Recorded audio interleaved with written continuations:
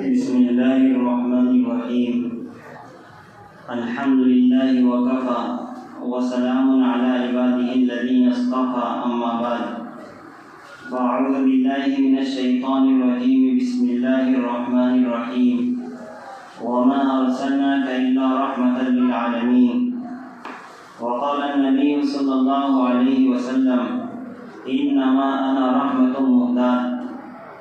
وقال النبي صلى الله عليه وسلم نعمتان مغبون فيهما كثير من الناس الصحة والفراغ. صدق الله العظيم وصدق رسوله النبي الكريم. محترم اساتذہ کرام اور عزیز طلبہ،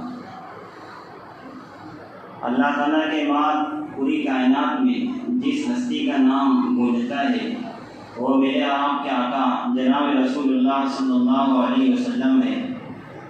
کسی کہنے والے نے کہا تھا کہ صبا تو جا کے یہ کہیو میرے سلام کے بعد، صبا تو جا کے یہ کہیو میرے سلام کے بعد کہ تیرے نام کی رٹ ہے خدا کے نام کے بعد۔ اللہ تعالیٰ کا مقام سب سے بلند تر ہے اور اللہ تعالیٰ ہی نے پوری کائنات کو بنایا ہے۔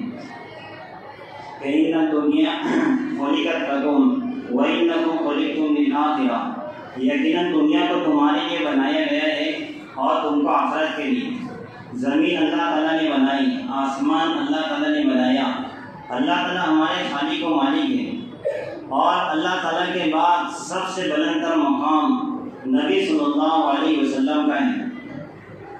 نبی صلی اللہ علیہ وسلم کے بعد اس امت کے سب سے افضل حضرت ابو بکر صدیق رضی اللہ عنہ۔ اس طرح ترتیب والا ہے، جیسے صحابی کسے کہتے ہیں؟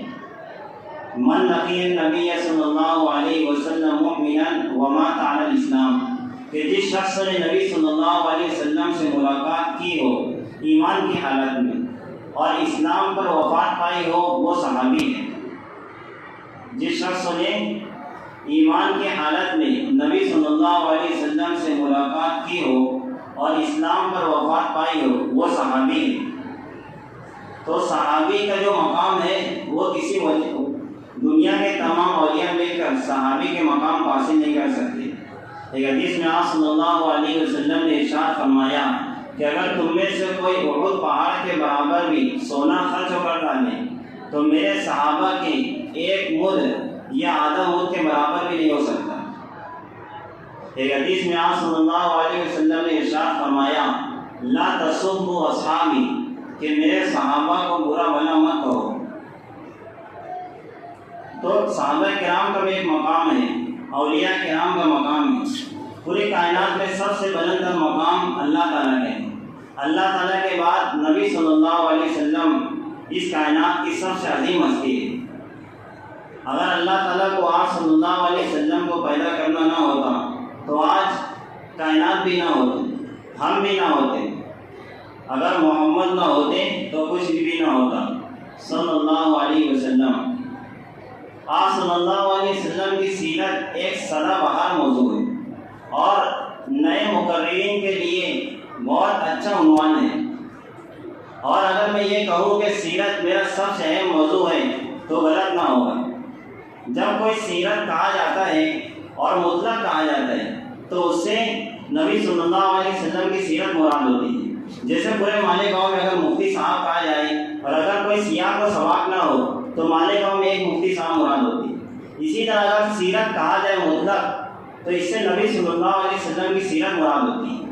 اگر پورے مالیگاؤں میں قاری صاحب کہا جائے اور کوئی سیاح کو سواق نہ ہو تو صرف ایک قاری صاحب مراد ہوتی ہے۔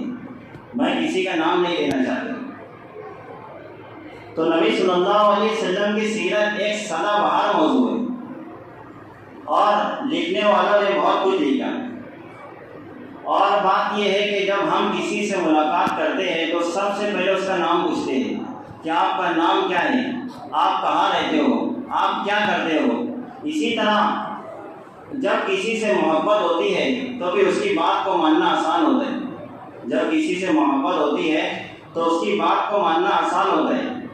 تو ہمیں نبی صلی اللہ علیہ وسلم سے محبت ہو اس کے لیے ہمیں سیرت کے بیانات سننا چاہیے، سیرت کی کتابوں کا مطالعہ کرنا چاہیے۔ لیکن آج کے زمانے میں سب سے بڑا فتنہ موبائل ہے۔ جس طرح لوگ پہلے زمانے میں کتابوں کا مطالعہ کیا کرتے تھے، آج ہم موبائل کا مطالعہ کرتے ہیں، اور بچے لوگ بھی گیم کھیلتے ہیں اور بہت سارا کچھ دیکھتے ہیں۔ تو موبائل آج کے زمانے کا سب سے بڑا فتنہ ہے۔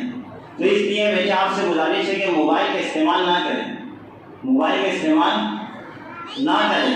موبائل ایک بہت بڑا فتنہ ہے۔ تو نبی صلی اللہ علیہ وسلم کی سیرت ایک سدا بہار موضوع ہے۔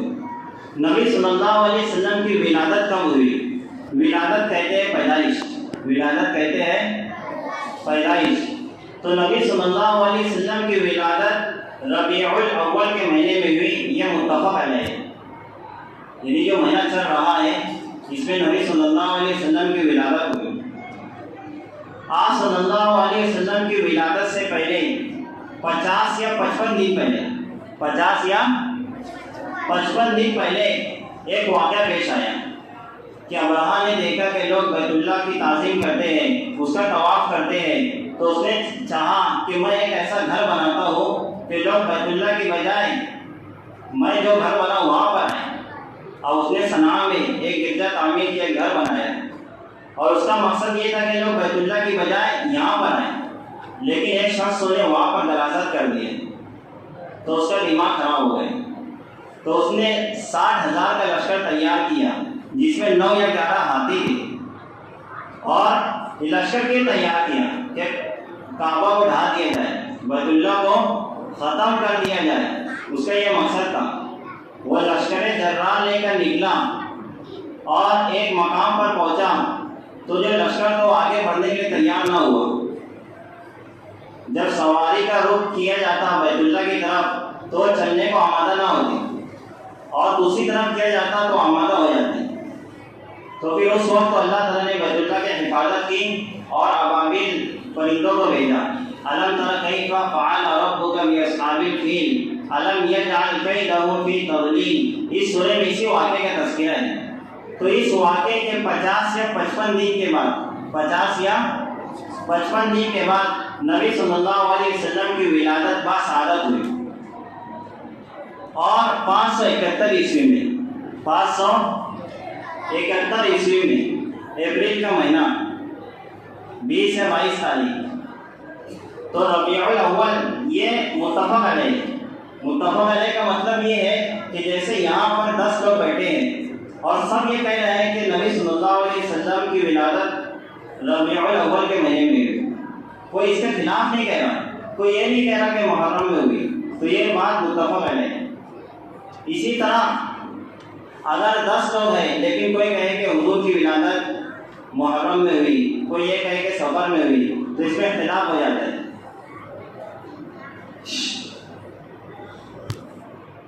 تو اس میں اختلاف ہو جاتا ہے۔ تو نبی صلی اللہ علیہ وسلم کی ولادت باسعادت ربیع الاول کے مہینے میں ہوئی۔ اب تاریخ میں اختلاف ہے، تاریخ میں اختلاف ہے، لیکن بہت سارے سیرت نگار نے 9 ربیع الاول لکھا ہے۔ کتنا؟ 9 تاریخ۔ کتنی تاریخ؟ 9 تاریخ۔ لیکن ہم خوشی مناتے ہیں 12 وفات۔ وفات کس کو کہتے ہیں؟ اس دنیا سے کسی کا چلا جانا، انتقال ہو جانا، تو 12 وفات خود کہتے ہیں، اور وفات اردو زبان کا لفظ ہے، اس کے باوجود ہم کیا کرتے ہیں؟ 12 وفات کو خوشی مناتے ہیں۔ اگر کوئی بیٹا یہ کہے باپ سے کہ مجھے بہت محبت ہے آپ سے، لیکن باپ یہ کہے کہ بیٹا پانی لا دے، لیکن وہ یہ کہے گا کہ محبت تو بہت ہے لیکن میں پانی نہیں لاؤں گا، تو وہ محبت میں جھوٹا ہے، اپنے دعوے میں جھوٹا ہے۔ تو اسی طرح اگر ہم بولیں کہ ہم عاشق رسول ہیں، پتی پتی پھول پھول یا رسول، لیکن عملی اعتبار سے ہم کمزور ہیں، تو ہم اپنے دعوے میں جھوٹے ہیں۔ اور ولی بننے کے لیے وہ ضروری ہے۔ کہتے ہیں کہ اگر کسی کو پانی میں چلتا ہوا دیکھو، اگر کسی کو ہوا میں اڑتا ہوا دیکھو، تو یہ مت سمجھو کہ یہ اللہ کا ولی ہے، جب تک اس کا عمل شریعت کے مطابق نہ ہو اور سنت کے مطابق نہ ہو۔ تو 12 وفات کہتے ہیں، لیکن اس کے بعد وہ خوشی مناتے ہیں۔ انتہائی افسوس کی بات ہے۔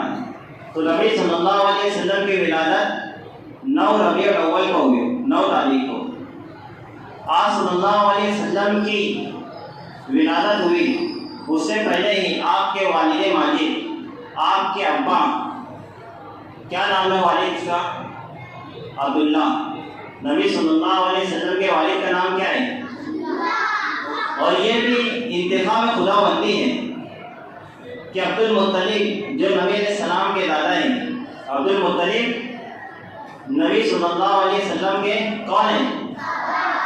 بعد عبد المطلب بولتے ہیں، کیا ہے وہ؟ عبد المطلب۔ تو ان کے 10 بیٹے تھے۔ ایک مرتبہ یہ زمزم کا کنواں کھود رہے تھے اور ان کے پاس ایک ہی لڑکا تھا، حارث۔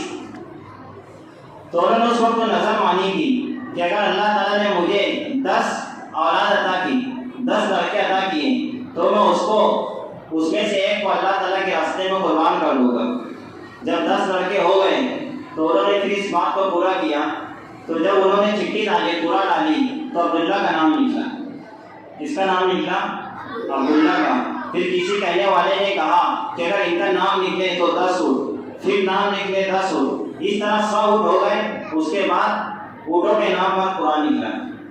اسی لیے آپ صلی اللہ علیہ وسلم نے ارشاد فرمایا، انا بن الذبیحین، کہ میں تو ایسے شخص کا اولاد ہوں جن کو اللہ تعالیٰ کے راستے میں قربان کیا گیا، ایک اسماعیل علیہ السلام اور ایک آپ کے والد ماجد عبداللہ۔ اسماعیل علیہ السلام کا واقعی مشہور ہے جو ہم سنتے ہیں بقرعید کے موقع پر۔ تو یہ اللہ تعالیٰ کا انتخاب تھا۔ ابو داؤد شریف کی روایت ہے کہ آپ صلی اللہ علیہ وسلم نے ارشاد فرمایا، احب الاسماء الی اللہ عبداللہ و عبد الرحمن، کہ ناموں میں سب سے زیادہ پسندیدہ نام اللہ تعالیٰ کا عبداللہ عبد الرحمن ہے، عبداللہ اور عبد الرحمن ہے۔ تو یہ بھی اللہ تعالیٰ کا انتخاب تھا۔ آپ صلی اللہ علیہ وسلم اس دنیا میں تشریف نہیں لائے، اس سے پہلے ہی آپ کے والد عبداللہ کا انتقال ہو گئے۔ آپ صلی اللہ علیہ وسلم کی والدہ کا نام کیا ہے؟ بی بی آمنہ۔ کیا نام ہے؟ نبی صلی اللہ علیہ وسلم کی جب پیدائش ہوئی تو چند دن تک آپ کو دودھ پلایا آپ کی والدہ نے۔ اس کے بعد ابو لہب کی کنیز باندھی نے، سویبہ رضی اللہ عنہا۔ پھر ان کے بعد اس وقت رواج یہ تھا کہ عرب دیہات کی عورتیں آیا کرتی تھی اور جو شہر کے بچے ہوا کرتے تھے انہیں لے جایا کرتی تھی اپنے دیہات میں، تاکہ ان کی زبان فصیح و بلیغ ہو اور ان کی صحت بھی اچھی رہے۔ اسی رواج کے مطابق دائی حلیمہ چند عورتوں کے ساتھ مکہ آئی، اور مکہ آنے کے بعد سب کو بچے مل گئے، لیکن نبی صلی اللہ علیہ وسلم کو کسی نے لینا قبول نہیں کیا۔ وجہ اس کی یہ تھی کہ نبی صلی اللہ علیہ وسلم یتیم تھے، اگر آپ کو لے لیا جائے تو ہمیں پیسہ کون دے گا؟ لیکن دائی حلیمہ نے سوچا کہ خالی ہاتھ جانے سے بہتر ہے کہ میں لے کر جاؤں، امید ہے کہ اللہ تعالیٰ ہمیں خیر سے نوازے۔ اور ان کے شوہر کا نام تھا حارث بن عبد العزیٰ، ان کے شوہر کا نام تھا حارث بن عبد العزیٰ۔ یہ جب جانے لگے تو جس وقت یہ آ رہے تھے ان کی سواری سب سے پیچھے چل رہی تھی، سواری کمزور تھی، لیکن جب نبی صلی اللہ علیہ وسلم کو انہوں نے قبول کر لیا تو ان کی سواری سب سے تیز رفتار جانے لگی، سب سے آگے، سب بچے جل لگے، ہار مانو، سب کی نظر میری طرف۔ تو نبی صلی اللہ علیہ وسلم حلیمہ سعدیہ رضی اللہ عنہا کے یہاں رہے، 2 سال رہے۔ کتنے سال؟ 2 سال رہے۔ 2 سال رہنے کے بعد دائی حلیمہ آپ کو لے کر مکہ گئی۔ مکہ کے حالات صحیح نہیں تھے بیماری کے اعتبار سے، تو آپ کو لے کر واپس آ گئی، والدہ نے اجازت دے دی۔ پھر تقریباً جب 4 سال کی عمر ہوئی نبی صلی اللہ علیہ وسلم کی، تو ایک واقعہ پیش آیا۔ کیا پیش آیا؟ جسے کہتے ہیں شک کے صدر، یعنی نبی صلی اللہ علیہ وسلم کا سینہ چاک کیا گیا۔ کیا کیا گیا؟ سینہ چاک کیا گیا، آپریشن۔ اور علماء فرماتے ہیں کہ شک کے صدر کا واقعہ 4 مرتبہ پیش آیا۔ کتنی مرتبہ پیش آیا؟ کتنی مرتبہ پیش آئے؟ ایک مرتبہ 4 یا 5 سال کی عمر میں، دوسری مرتبہ 10 سال کی عمر میں، تیسری مرتبہ معراج کے وقت کو، اور چوتھی مرتبہ بعثت کے وقت کو، جب نبی صلی اللہ علیہ وسلم کو نبی بنائے گئے، اور ہر ایک کی الگ الگ حکمتیں ہیں۔ تو آپ صلی اللہ علیہ وسلم کا سینہ مبارک چاک کیا گیا تو دائی حلیمہ ڈر گئی، سہم گئی، تو پھر انہیں نبی صلی اللہ علیہ وسلم کو مکہ میں چھوڑ کر آئی آپ کی والدہ محترمہ کے پاس۔ والدہ کا نام کیا ہے؟ بی بی آمنہ۔ جب نبی صلی اللہ علیہ وسلم کی عمر مبارک 6 سال کی ہوئی، کتنے سال کی ہوئی؟ کس کی عمر ہوئی 6 سال؟ نبی صلی اللہ علیہ وسلم کی والدہ حضرت آمنہ کی جب عمر مبارک 6 سال، یہ نبی صلی اللہ علیہ وسلم کی عمر مبارک 6 سال ہوئی تو آپ کی والدہ ماجدہ کا بھی انتقال ہو گیا، آپ کی والدہ ماجدہ کا بھی انتقال ہو گیا، یعنی والد کا تو اس دنیا میں آنے سے پہلے انتقال ہو گیا، اور جب نبی صلی اللہ علیہ وسلم کی عمر مبارک 6 سال کی ہوئی تو آپ کی والدہ کا بھی انتقال ہو گیا۔ اسی طرح نبی صلی اللہ علیہ وسلم کی عمر مبارک 8 سال کی ہوئی، کتنے سال کی ہوئی؟ جب نبی صلی اللہ علیہ وسلم کی عمر مبارک 8 سال کی ہوئی تو آپ کے دادا عبد المطلب کا بھی انتقال ہو گیا۔ کس کا انتقال ہوا؟ عبد المطلب کا انتقال ہو گیا۔ عبد المطلب نے وصیت کی ابو طالب کو کہ ان کی خدمت کرتے رہنا۔ ابو طالب زندگی بھر نبی صلی اللہ علیہ وسلم کی خدمت کرتے رہے، لیکن ایمان کی دولت سے محروم رہے، اور جنت میں جانے کے لیے ایمان کا ہونا شرط ہے، اور جہنم سے بچنے کے لیے ایمان کا ہونا شرط ہے۔ ابو طالب آپ کی زندگی بھر خدمت کرتے رہے لیکن ایمان کی دولت سے محروم رہے۔ آخری وقت میں نبی صلی اللہ علیہ وسلم نے انہیں دعوت دی، لیکن آپ کی دعوت کو سر تسلیم خم نہیں کیا اور بغیر ایمان کے اس دنیا سے چلے گئے۔ آپ صلی اللہ علیہ وسلم کی عمر مبارک جب 25 سال ہوئی، کتنی سال؟ تو جب آپ صلی اللہ علیہ وسلم نے پہلا نکاح کیا حضرت خدیجہ رضی اللہ عنہا سے، نبی صلی اللہ علیہ وسلم کی عمر مبارک 25 سال اور حضرت خدیجہ کی عمر 40 سال، اور حضرت خدیجہ کا انتقال، حضرت خدیجہ کی وفات 65 سال کی عمر میں ہوئی۔ تقریباً 20 سے 25 سال نبی صلی اللہ علیہ وسلم کی خدمت میں رہی، جب تک آپ نے کوئی دوسرا نکاح نہیں کیا۔ آپ کے انتقال کے بعد یعنی 50 سال کی عمر کے بعد نبی صلی اللہ علیہ وسلم نے حضرت سودا رضی اللہ عنہا سے نکاح کیا، اس کے بعد حضرت عائشہ رضی اللہ عنہا سے نکاح کیا۔ اس طرح آپ نے 8 یا 10 سال میں 10 نکاح کیے۔ کتنے نکاح کیے؟ 10 نکاح کیے، لیکن ایک لمبے زمانے تک آپ نے دوسرا نکاح نہیں کیا۔ ایک حدیث میں آپ صلی اللہ علیہ وسلم نے ارشاد فرمایا جس کا مفہوم یہ ہے کہ میں نے جس عورت سے بھی نکاح کیا، یہ اپنی بیٹی کا نکاح جس کو بھی دیا وہ اپنی مرضی سے نہیں، اللہ تعالیٰ کے حکم سے، اللہ تعالیٰ کے حکم سے۔ نبی صلی اللہ علیہ وسلم کی عمر مبارک جب 35 سال ہوئی، کتنے سال؟ تو ایک واقعہ پیش آیا کہ جو بیت اللہ ہے یہ تھوڑا خستہ ہو چکا تھا، تو قریش مکہ نے یہ کیا کہ اس کو پھر سے بنانا ہے، آج سنے وقت اس کی تعمیر کرنا ہے، اور ان کا ارادہ یہ تھا کہ یہ جو واقعہ ہو اس کو بنایا جائے تو یہ حلال مال سے ہو، حرام مال استعمال نہ کیا جائے۔ تو انہوں نے اس کی تعمیر شروع کی، اور ایک جب پیسوں کی کمی پڑی تو بیت اللہ کے حصے کو چھوڑ دیے، جس کو ہم کہتے ہیں حدیم۔ کیا کہتے ہیں؟ اور نبی صلی اللہ علیہ وسلم کا معراج کا سفر یہی سے شروع ہوا تھا۔ کہاں سے شروع ہوا تھا؟ حدیم سے۔ کہاں سے شروع ہوا تھا؟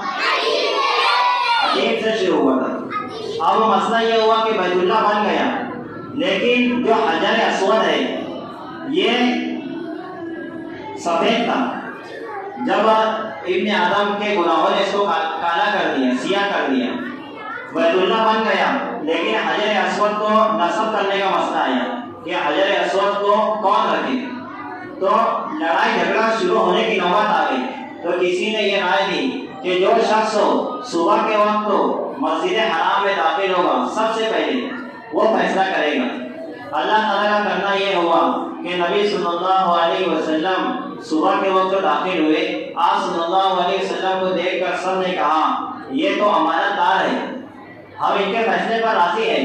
نبی صلی اللہ علیہ وسلم نے حکم دیا کہ ایک چادر منگوائی جائے اور قبیلے کا ہر سردار, ہر ایک شخص اس کو پکڑے, اور نبی صلی اللہ علیہ وسلم نے اپنے دست مبارک سے حجر اسود کو بیچ میں رکھا, اور جب اس کی جگہ پر آیا تو اس کو اس کی جگہ پر نصب کر دیا گیا.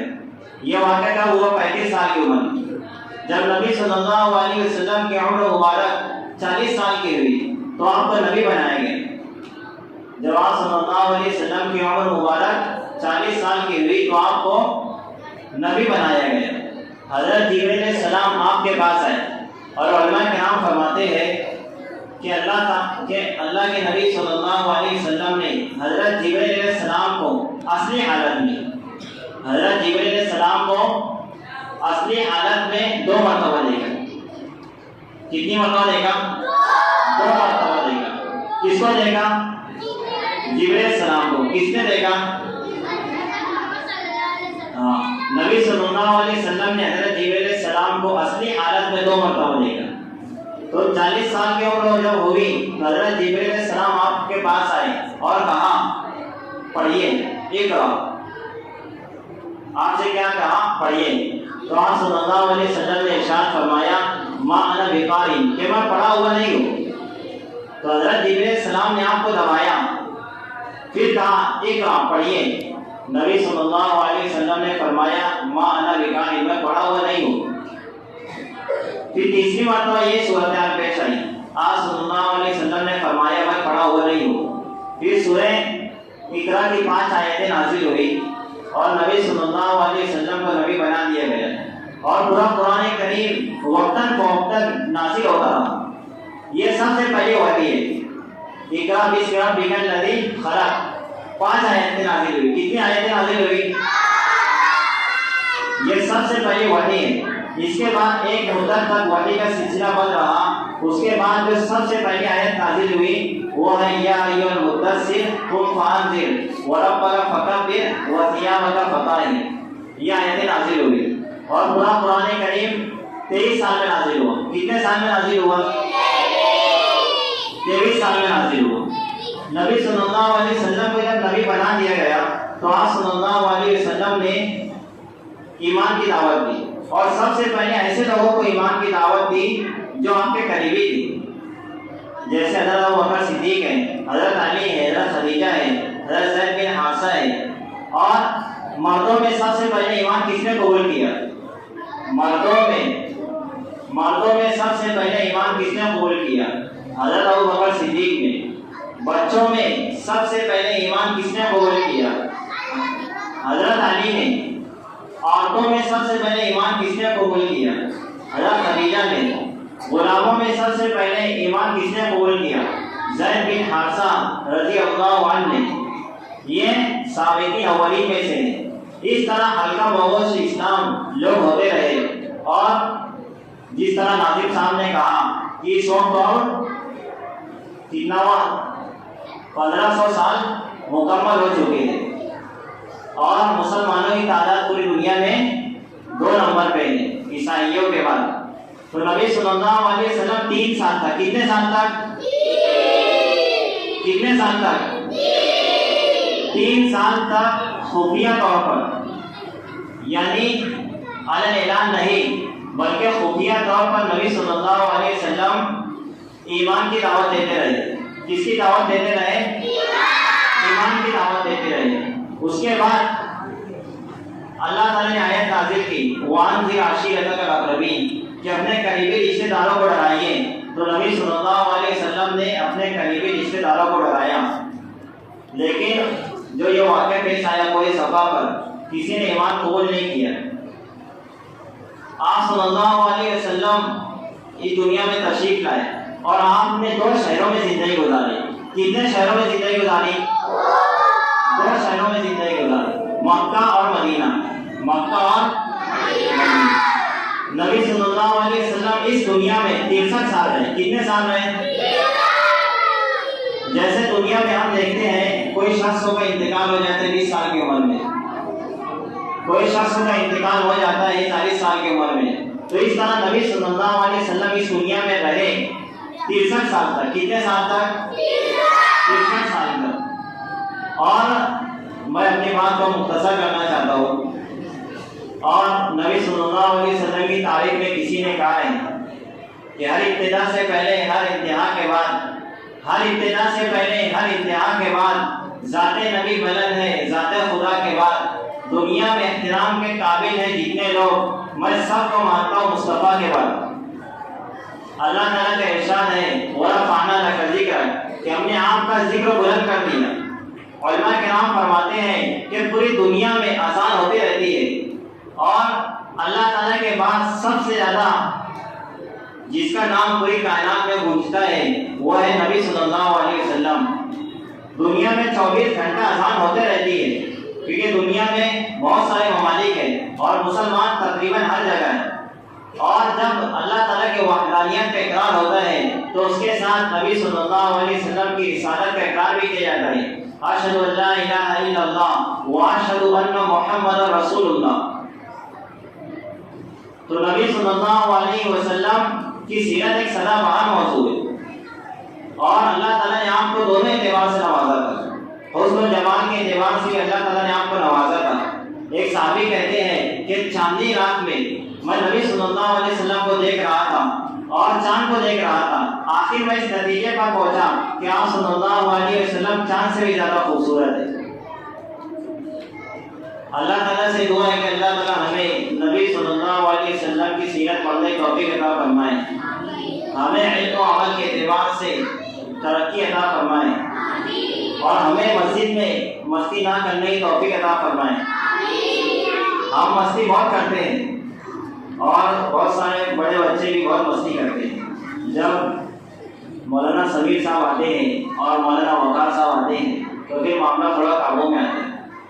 تو کوئی دیکھے نہ دیکھے اللہ تعالیٰ دیکھ رہا ہے, اور اس لیے محنت سے پڑھے اور ناغہ نہ کریں.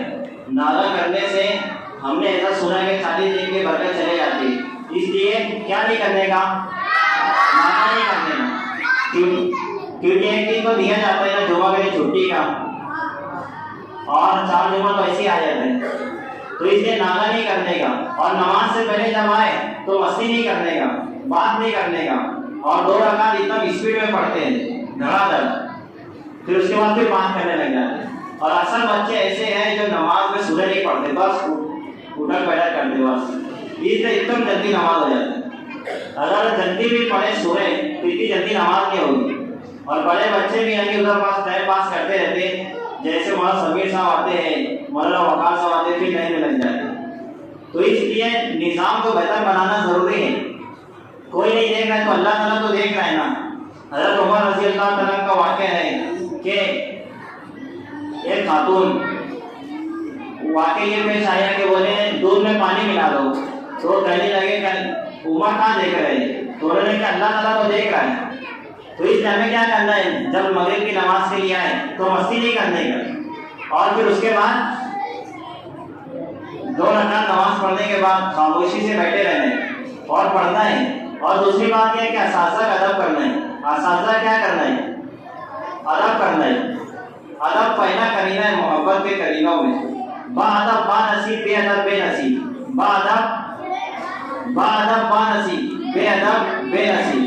اگر آپ صلاحیت مند ہیں, ذہین و فطین ہیں, لیکن استاد کا ادب نہیں کیے تو آپ کبھی ترقی نہیں کر سکتے. اسی طرح استاد سے منہ نہیں چلانے کا. کیا نہیں چلانے کا؟ اگر بنا وجہ بھی استاد نے مان دیے تو منہ نہیں چلانے کا. کیا نہیں چلانے کا؟ اور اونچی آواز سے بات نہیں کرنے کا. کیا نہیں کرنے کا؟ تو اس پہ عمل کریں گے. عمل سے زندگی بنتی ہے, جنت بھی جہنم بھی. یہ باقی اپنی فطرت میں نہ لوری ہے نہ ناری ہے.